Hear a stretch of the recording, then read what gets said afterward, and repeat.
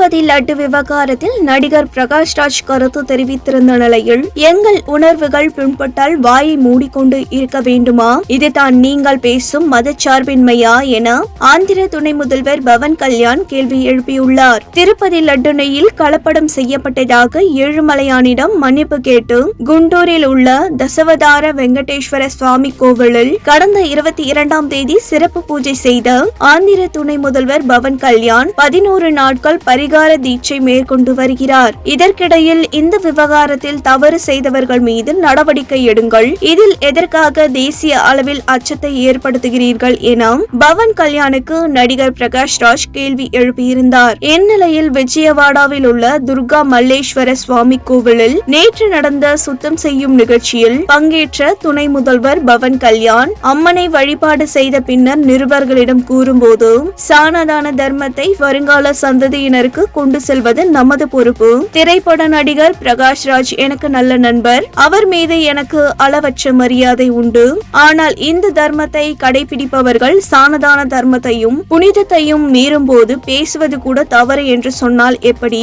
இதே தவறு மற்ற வழிபாட்டு தலங்களில் நடந்தால் இப்படித்தான் பிரகாஷ்ராஜ் பேசுவாராம்? நாட்டில் என்ன நடந்தாலும் பேச இந்துக்களுக்கு உரிமை இல்லையா? இந்து தெய்வங்களை நையாண்டி செய்வதையும் பலவிதமான கேலிகள் செய்வதையும் பார்த்து கொண்டு உட்கார்ந்து இருக்க வேண்டுமா?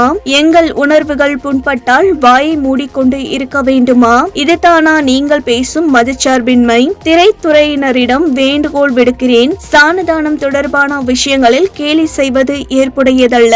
சானதான தர்மம் காக்க இறுதி வரை நான் போராடுவேன், தேவைப்பட்டால் உயிரையும் கொடுக்க தயார் என அவர் கூறினார். பவன் கல்யாண் கூறுகையில், எவ்வளவு பெரிய விவகாரம் நடந்து கொண்டிருக்கும் நிலையில் அப்போதைய செயல் அதிகாரி தர்மரெட்டி தலைமறைவாக உள்ளார். தர்மரெட்டியின் மகன் இருந்து 11 நாட்கள் ஆவதற்கு முன்பே கோவிலுக்குள் செல்லாமல் அவரால் இருக்க முடியவில்லை என்றார். இந்தியா திரும்பியதும் பதில் அளிக்கிறேன். துணை முதல்வர் பவன் கல்யாணுக்கு பதிலளித்து நடிகர் பிரகாஷ்ராஜ் ஒரு வீடியோ வெளியிட்டுள்ளார். இதில், நான் வெளிநாட்டில் படப்பிடிப்பில் இருக்கிறேன், வரும் 30ஆம் தேதி இந்தியா வருகிறேன். அங்கு வந்த பிறகு பவன் கல்யாண் கேட்ட ஒவ்வொரு கேள்விக்கும் நான் விவரமாக பதில் அளிக்கிறேன். நேரம் இருந்தால் நான் போட்ட பதிவை மீண்டும் ஒருமுறை படிக்கவும் என்று குறிப்பிட்டுள்ளார்.